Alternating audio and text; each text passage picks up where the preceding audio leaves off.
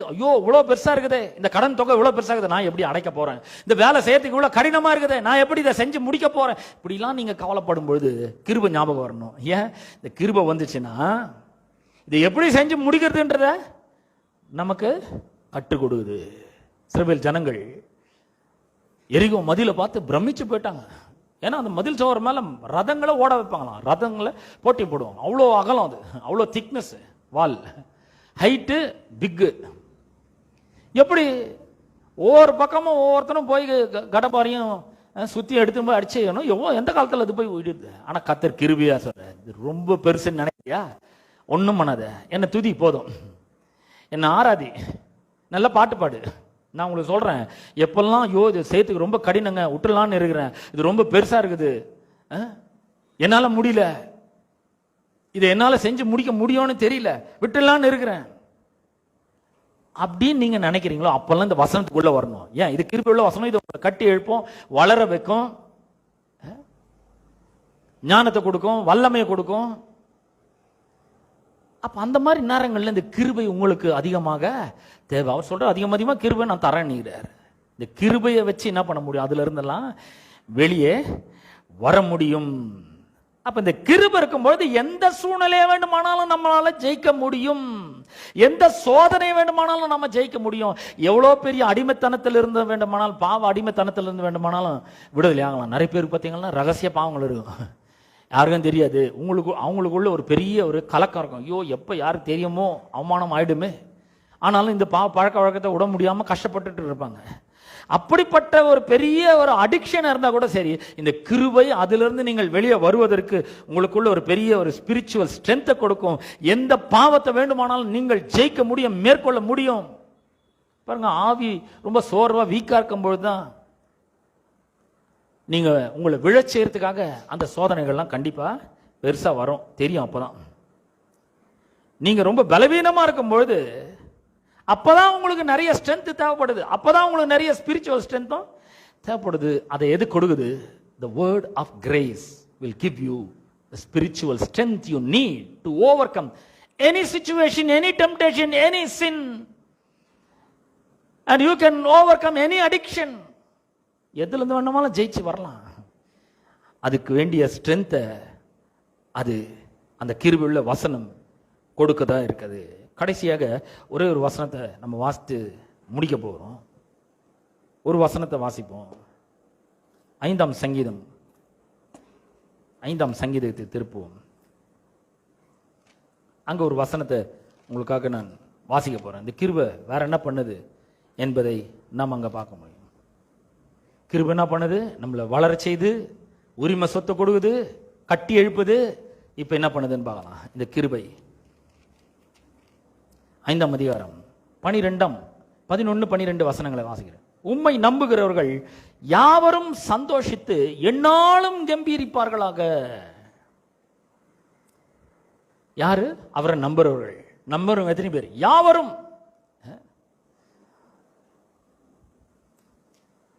எல்லார் மேலும் எல்லாரும் என்ன பண்ணுவாங்களா? சந்தோஷப்பட்டு கம்பீரிப்பார்களாக.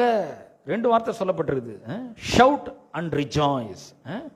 Shout and rejoice. யார்? அவரை நம்புகிறவர்கள். எத்தனை பேர்? எல்லாரும் சந்தோஷித்து என்னாலும் கம்பீரிப்பார்களாக. நீர் அவர்களை காப்பாற்றுவீர், உம்முடைய நாமத்தை நேசிக்கிறவர்கள் உம்மில் களி கூறுவார்களாக. நீர் அவர்கள் என்ன பண்ணுவீர்? காப்பாற்றுவீர். எதுல இருந்து? எல்லா தீமையில இருந்தும் காப்பாற்று. எல்லா பொல்லாப்புல இருந்தும் அவர்களை காப்பாற்றுவார். குடும்ப சண்டையிலிருந்து அவர்களை காப்பாற்றுவார். புருஷங்கையிலிருந்து காப்பாற்றுவார். மோசமான உறவினர்களிடத்திலிருந்து அவர்களை காப்பாற்றுவார். பொருளாதார பிரச்சனைகளிலிருந்து அவர்களை காப்பாற்றுவார். நமக்கு எதிராக பேசுகிறவர்களிடத்திலிருந்து நம்மளை காப்பாற்றுவார். நீர் அவர்களை காப்பாற்றுவார். எப்படி காப்பாற்றுவார்? அடுத்த வசனம் சொல்லுது, கர்த்தாவே நீர் நீதிமானை ஆசீர்வதித்து அவனை காருண்யம் என்னும் கேடகத்தினால் சூழ்ந்து கொள்ளுகிறீர். God's favor encompasses us. Compass என்ன?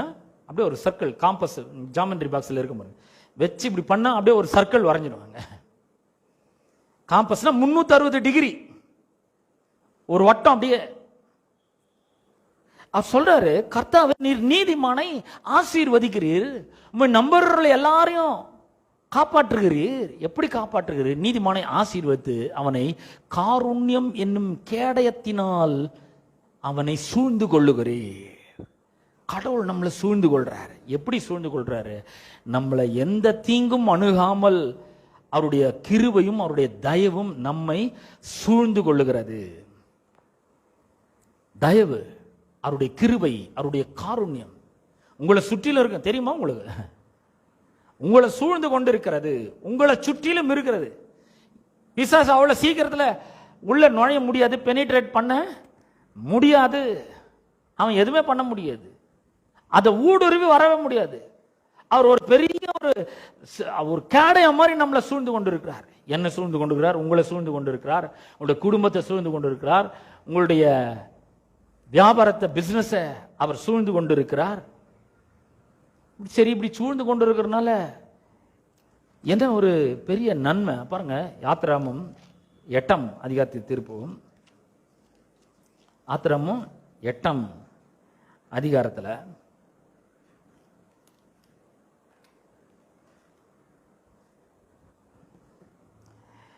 8ஆம் அதிகாரத்தில் 22ஆம் வசனத்தை வாசிக்கிறேன். பூமியின் நடுவில் நானே கர்த்தர் என்பதை நீ அறியும்படிக்கு என் ஜனங்கள் இருக்கிற கோஷேன் நாட்டில் அந்நாளிலே வண்டுகள் வராதபடிக்கு அந்த நாட்டை விசேஷப்படுத்தி. பார்த்தீங்களா? இஸ்ரவேல் ஜனங்கள் எகிப்து தேசத்துக்கு போறாங்க. எங்கேயும் தானியம் இல்லை, உலகத்திலே அங்கதான் இருக்குது. அதனால எகிப்து தேசத்துக்கு போயாச்சு.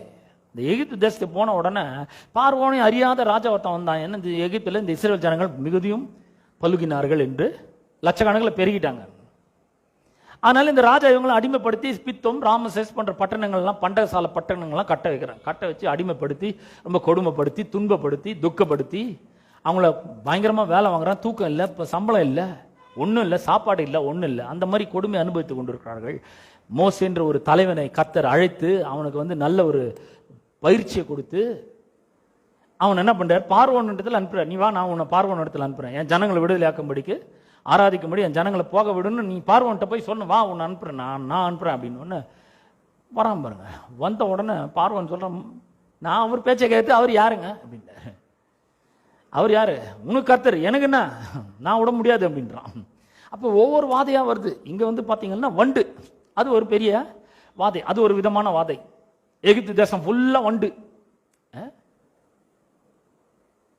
இந்த வண்டு வந்துச்சு பாருங்க.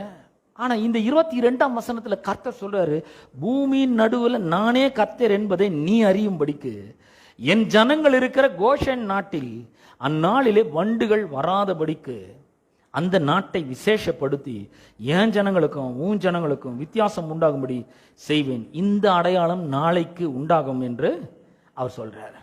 கொஞ்சம் யோசிச்சு பாருங்க. சாயங்காலத்தில் நம்ம லைட்டை போட்டோம்னா லைட்ல பூச்சிங்க வருது இல்லையா? பூச்சி எங்க லைட்டுக்கு தான் வந்துருது, அவ்வளவுதான். அதுக்கு ஒன்றும் தெரியாது. இது எகிப்து, இது இஸ்ரவேல் தேசம், இது எகிப்து, இது கோஷன் நாடுனா ஒன்றும் தெரியாது. வண்டுக்குன்னா தெரிய போகுது. பக்கத்து வீட்டில் பாருங்க, முதல்ல தெரு விளக்கில் வரும், அப்புறம் நைஸா வீட்டுக்குள்ள வரும். ஒன்று வந்துச்சுன்னா போதும், எல்லாம் பின்னாடி அப்படியே வரும். வீட்டுக்குள்ள வந்துச்சுன்னா ஹாலில் வரும், அப்புறம் பெட்ரூம்ல வரும், எல்லா இடத்துலையும் உள்ள வந்துடுது. இப்படிதான் வரும். ஆனா இங்க பாத்தீங்கன்னா கர்த்தர் நீதிமானை ஆசீர்வதிக்கிறார், காருண்யம் என்னும் கேடகத்தினால சூழ்ந்து கொள்றாரு. இந்த தேசத்துல கடவுளுடைய ஜனங்கள் இருக்கிற தேசத்துல வண்டு வராதபடி செய்யறார், விசேஷப்படுத்துறார். நான் சொல்றேன், நீங்களும் நானும் விசேஷமான ஜனங்களா இருக்கிறோம், தேவனுடைய ஜனங்களா இருக்கிறோம். இந்த உலகத்துல வியாதி இருக்கலாம், உலகத்துல பாடுகள் இருக்கலாம், உலகத்துல பண கஷ்டம் இருக்கலாம், உலகத்துல கடன் பிரச்சனை இருக்கலாம், உலகத்துல பலவிதமான துன்பங்கள் இருக்கலாம். ஆனா அது எதுவும் நம்மை அண்டாமல் அணுகாமல் இருக்கும்படி கர்த்தர் தம்முடைய தயவையும் கிருபையும் நம்மை சுற்றி ஒரு வேலி மாதிரி போட்டுக்கிறார், கேடயம் மாதிரி போட்டுக்கிறார். எத்தனை பேருக்கு சந்தோஷமா இருக்கு? என்ன சுற்றி அவர் போட்டுக்கிறார், என் குடும்பத்தை சுற்றி போட்டுக்கிறார், உங்களை சுற்றி போட்டுருக்கிறார், உங்க குடும்பத்தை சுற்றி போட்டுக்கிறார், ஒரு பெரிய ஃபென்ஸ் போட்டுக்கிறார், ஒரு பெரிய கேடயம் நம்மை சுற்றி இருக்கிறது சொல்றாரு பாருங்க.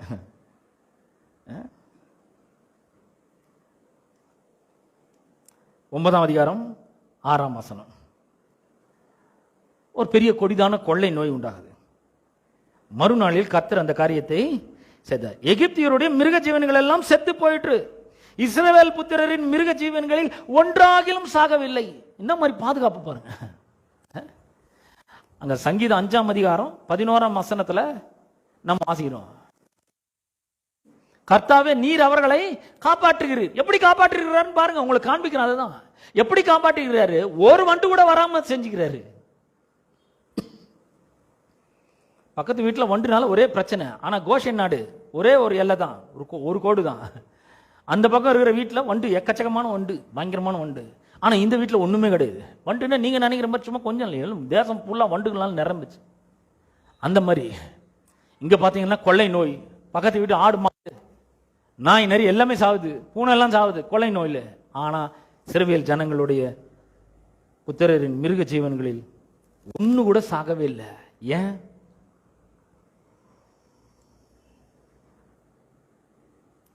கர்த்தர் என்ன பண்றாரு? இந்த இஸ்ரவேல் ஜனங்களை காப்பாற்றுகிறார். 9ஆம் அதிகாரம் 26ஆம் வசனம்.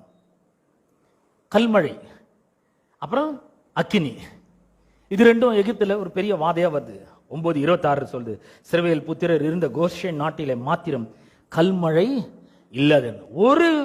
ஒரு சிட்டியில மட்டும் ஒன்னும் ஆகல. ஆடு மாடுகள் மிருக ஜீவன்கள் சாகல. அந்த கோஷேன் நாட்டில் மாட்டோம் கல்மழை அக்கினி வரல. அங்க ஒண்ணுமே நடக்கவில்லை. கர்த்தர் எப்படி பாதுகாக்கிறார் என்பதை கொஞ்சம் கவனித்து பாருங்கள்.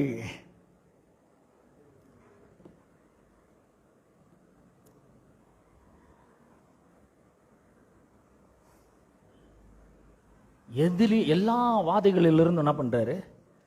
கர்த்தர் அவர்களை காப்பாற்றுகிறார்.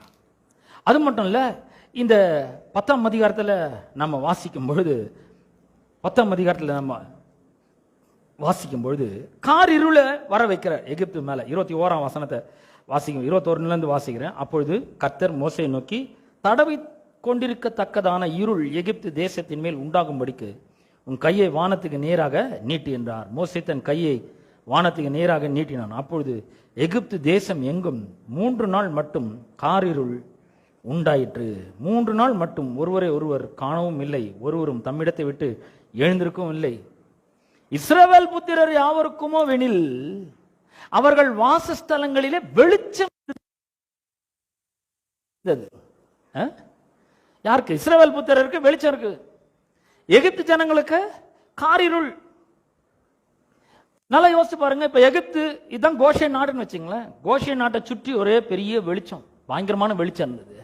சுற்றிலும் வெளிச்சம் இருந்ததுன்னு நாங்க இஸ்ரவேல் புத்திரர் யாவருக்கும் வெளிச்சம். எல்லா வீட்லயும் கரண்ட் போல, எல்லா வீட்லயும் வெளிச்சம் இருந்துச்சு. ஆனா இந்த எகிப்துல மட்டும் காரிருள்.